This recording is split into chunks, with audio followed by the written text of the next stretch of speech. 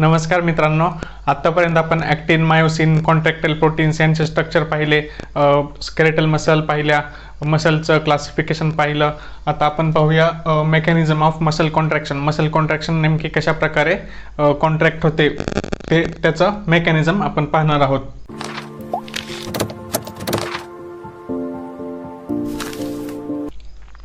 Mechanism of the muscle contraction is best explain by sliding filament theory. हे नाव लक्षात ठेवा, कोणती थेरी आहे? Sliding filament theory. Sliding filament theory. Sliding filament थेरीने mechanism of the muscle contraction हे best explain केलं जातं. स्लाइडिंग फिलामेंट थेरी काय स्टेट करते म्हणजे it states that contraction of muscle fibre takes place by sliding of thin filaments over thick filaments. Sliding filament theory आपल्याला काय सांगते की जे मसल फायबर्स आहेत, डार्क बँड फायबर्स, कोणते फायबर्स? थिन आणि थिक फिलामेंट्स जे असतात त्यांची स्लाइडिंग होते. पण कोणत्या फिलामेंटवर स्लाइड होतो? इथे पहा, sliding of thin filaments over thick filament. Thick फिलामेंटवर कोणाची स्लाइडिंग होते? थिन फिलामेंटची. थिन फिलामेंट कोण असतो? ॲक्टिन फिलामेंट हा थिन फिलामेंट असतो. आणि थिक फिलामेंट कोण असतो? मायोसिन. मायोसिनचं स्ट्रक्चर आणि ॲक्टिनचं आपण स्ट्रक्चर पाहिलं होतं. मायोसिनचा मोनोमर आहे मेरोमायोसिन, त्यातला हेड असतं आणि टेल असतं. ॲक्टिनमध्ये काय असतं? ट्रोपोनिन, ट्रोपोमायोसिन आणि एफ ॲक्टिन असे स्ट्रक्चर असतात. तर आता ट्रोपोनिनवर काय असतं? ॲक्टिनच्या बाइंडिंग साईट. कशासाठी? मायोसिनसाठी active binding site for myosin. कुठे? ट्रोपोनिनवर तिथे असते. ॲक्टिनवर असते. कोण मास्क करतं त्याला? ट्रोपोनिन मास्क करतो त्या ॲक्टिव्ह साईटला. Muscle contraction is initiated by. आता मसल कॉन्ट्रॅक्शन कशाने इनिशिएट होतं? Muscle contraction initiated buy signal sent by central nervous system वाया मोटर न्यूरॉन. म्हणजे काय? सेंट्रल नर्वस सिस्टीम एक सिग्नल सेंड करते. कुठे? मसल्सला. मसल्सला काय करायचं? कॉन्ट्रॅक्ट व्हायचं आहे. त्याच्यामुळे CNS कडून म्हणजे सेंट्रल नर्वस सिस्टीमकडून एक त्याला सिग्नल जाणार. कुठे? मसलला सिग्नल जाणार. कुठून? वाया मोटर न्यूरॉन. एक कनेक्शन असतं CNS पासून मसल्सपर्यंत एक कनेक्शन असतं, त्याला आपण न्यूरॉन म्हणतो. आणि मसल्सपर्यंत म्हणजे मसलला काहीतरी काम करायचं आहे, त्याच्यामुळे मोटर न्यूरॉन त्याला आपण म्हणू शकतो, वाया मोटर न्यूरॉन. आता मोटर युनिट म्हणजे काय असतं? Motor neuron plus muscle fibre. Motor न्यूरॉनमध्ये काय काय येतं? मोटर युनिटमध्ये मोटर न्यूरॉन आणि मसल फायबर. मसल फायबर जो असतो आणि मोटर न्यूरॉन या दोन्हींना मिळून काय म्हणतो आपण? Motor unit. Neuromuscular junction. Neuromuscular junction और त्यालाच काय म्हणतो आपण? Motor end plate.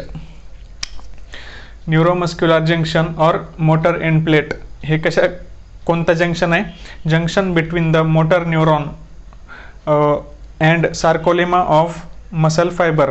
सॉरी, हे एंड आहे. जंक्शन बिटवीन कोणामधलं जंक्शन आहे हे? मोटर न्यूरॉन म्हणजे जे कनेक्शन आहे मसलचं त्याच्यामध्ये, आणि sarcolemma of muscle fibre.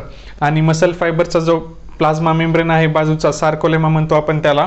Sarcolemma आणि मोटर न्यूरॉन मधलं हे जंक्शन आहे. कोणतं? न्यूरोमस्क्युलर जंक्शन, और त्यालाच म्हणतात मोटर एंड प्लेट. तर आता याच्या पुढचे आपण एक फ्लो चार्ट पाहूया, कशा प्रकारे मसलचं कॉन्ट्रॅक्शन होतं. आता इनिशिएट तर झालंय, मसल सिग्नल सेंड झालेला आहे CNS थ्रू, मोटर न्यूरॉननी तो कॅरी केलेला आहे. आता काही आपण फ्लो चार्ट पाहूया छोटा एक, त्याच्यातून आपल्याला कळेल की मसल कॉन्ट्रॅक्शन कशा प्रकारे होते. आता CNSने जो न्यूरल सिग्नल सेंड केला मोटर न्यूरॉननी, तो कुठे येणार? न्यूरोमस्क्युलर जंक्शनमध्ये. Neuromuscular junction neural signal reaching this junction म्हणजे कोणतं? न्यूरोमस्क्युलर जंक्शन पर्यंत आलेला आहे. त्यानंतर काय होते? Release neurotransmitter acetylcholine. त्याच्यामुळे जो सिग्नल न्यूरोमस्क्युलर जंक्शनपर्यंत आला आहे त्याच्यामुळे रिलीज होते. कशाची? न्यूरोट्रान्समीटरची. कोणता न्यूरोट्रान्समीटर? ॲसिटिलकोलिन. ॲसिटिलकोलिन सिक्रेट होतो, ॲसिटिलकोलिन रिलीज होतो.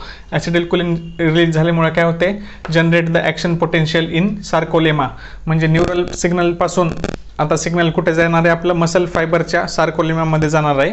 त्याच्यामुळे सार्कोलेमामध्ये म्हणजे प्लाझ्मा मेम्ब्रेन ऑफ मसल, त्याच्यामध्ये काय होते, जनरेट ॲक्शन पोटेन्शियल जनरेट होते. ॲक्शन पोटेन्शियल थ्रू तो सिग्नल कॅरी केला जातो मसल फायबर्समध्ये. Generate action potential in sarcolemma, आणि सार्कोलेमापासून spread through the muscle fibre. सार्कोलेमापासून ॲक्शन पोटेन्शियल कुठे जातो, मसल फायबरमध्ये, पूर्ण मसल फायबरमध्ये तो स्प्रेड केला जातो.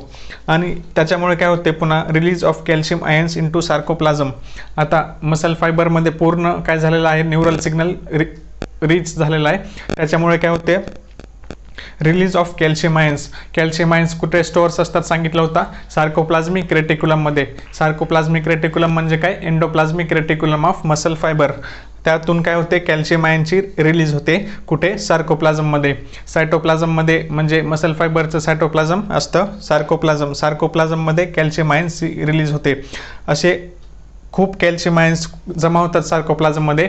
त्याच्यामुळे इन्क्रीज इन कॅल्शियम लेवल, कॅल्शियमची लेवल वाढते सार्कोप्लाझममध्ये. त्याच्यामुळे काय होते, leads to binding of calcium ions to troponin on actin filament. काय होते, कॅल्शियम लेवलची कॅल्शियम आयनची लेवल वाढल्यामुळे काय होते, कॅल्शियम आयन कुठे बाइंड होतो, binding of calcium to troponin. Actin फिलामेंटमध्ये काय असतं, ट्रोपोनिन असतं, त्याला कॅल्शियम बाइंड होतो. त्याच्यामुळे काय होते, आता कॅल्शियम ट्रोपोनिनला बाइंड झाल्यामुळे remove the masking of active site for myosin.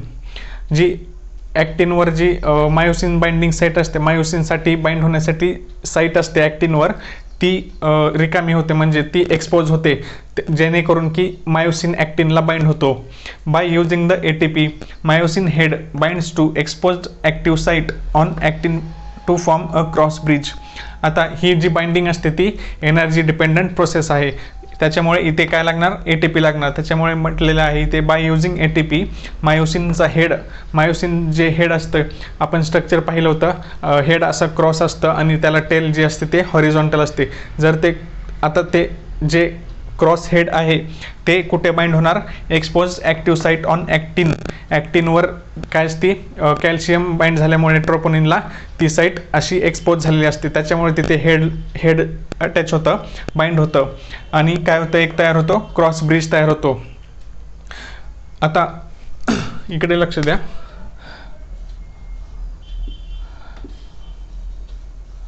हा आहे आपला मायोसिन फिलामेंट आणि हे आहे त्याचं हेड. समजा हेड आहे आणि असे काय असणार, ॲक्टिन फिलामेंट असणार. ॲक्टिन फिलामेंटवर ते काय होणार, हेड अटॅच होणार आणि हे काय होणार, क्रॉस ब्रिज तयार होणार. त्याच्यामुळे ते क्रॉस ब्रिज तयार होतो असं म्हटलेलं आहे.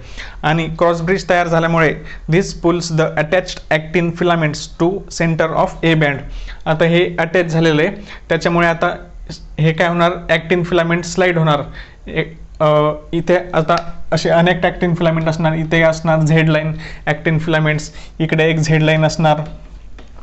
अशा प्रकारे काय होणार, हे जे अटॅच्ड ॲक्टिन फिलामेंट्स आहेत ह्याच्यामुळे काय होते, क्रॉस ब्रिज तयार झाल्यामुळे स्लायडिंग होणार, ॲक्टिन फिलामेंटची स्लायडिंग होत असते.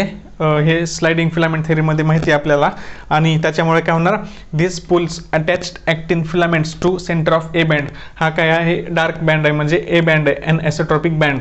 म्हणजे हे अटॅच्ड ॲक्टिन फिलामेंट्स ह्याला स्लाइड होणार. त्याच्यामुळे हे जे सार्कोमियर आहे, झेड लाईन जे आहेत त्या जवळ येणार.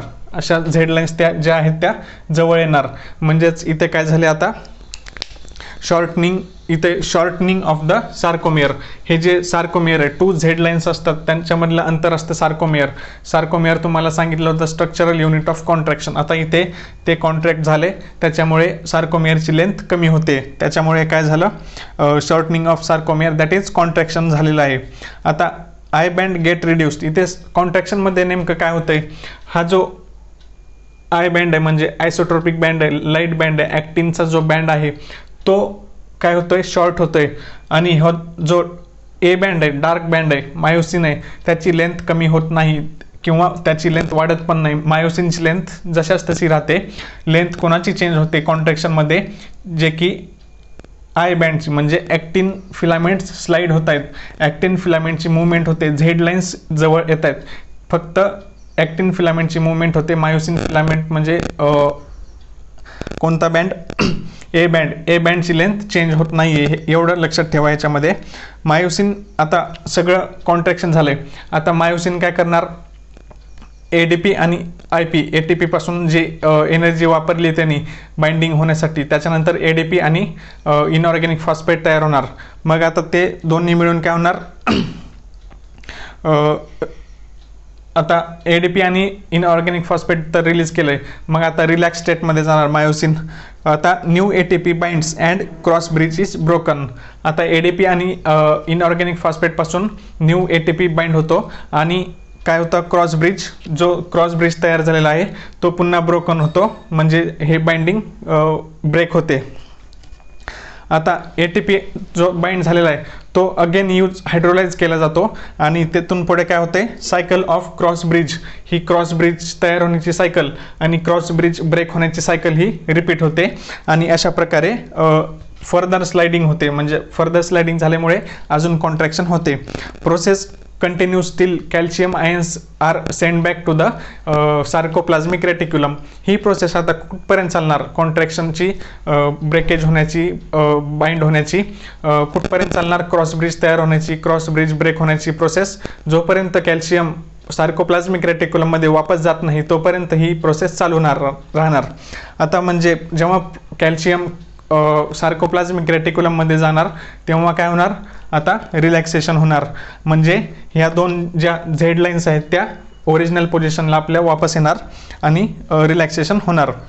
आता repeated activation of the muscles fibres. म्हणजे मसल फायबरला रिपीटेड ॲक्टिवेशन केलं म्हणजेच आपण जास्त एक्सरसाइज करत आहोत त्यावेळेस काय होतं? Repeated activation of muscles fibre होऊन जातं आणि त्याच्यामुळे काय होतं? तुम्हाला सांगितलं होतं रेस्पिरेशनमध्ये, आय थिंक सांगितलेलं आहे, एनएरोबिक रेस्पिरेशनमध्ये लॅक्टिक ॲसिड फॉर्मेशन होतं मसल्समध्ये.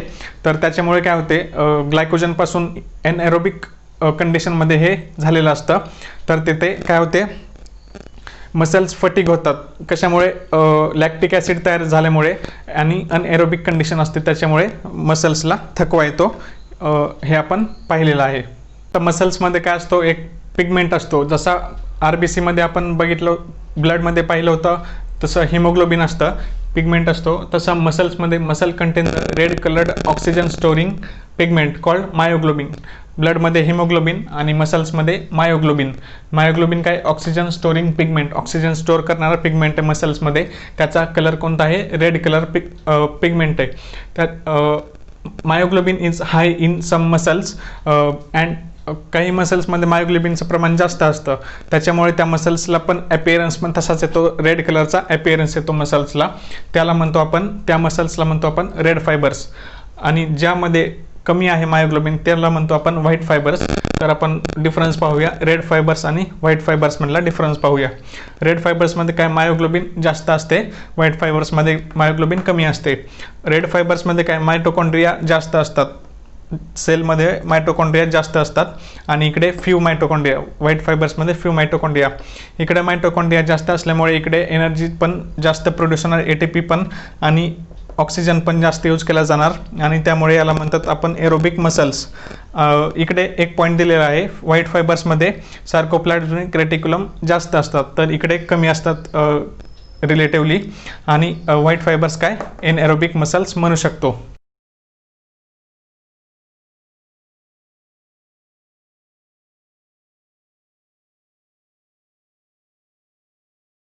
तर हा एक छोटा व्हिडिओ होता मेकॅनिझम ऑफ मसल कॉन्ट्रॅक्शनचा. तर धन्यवाद.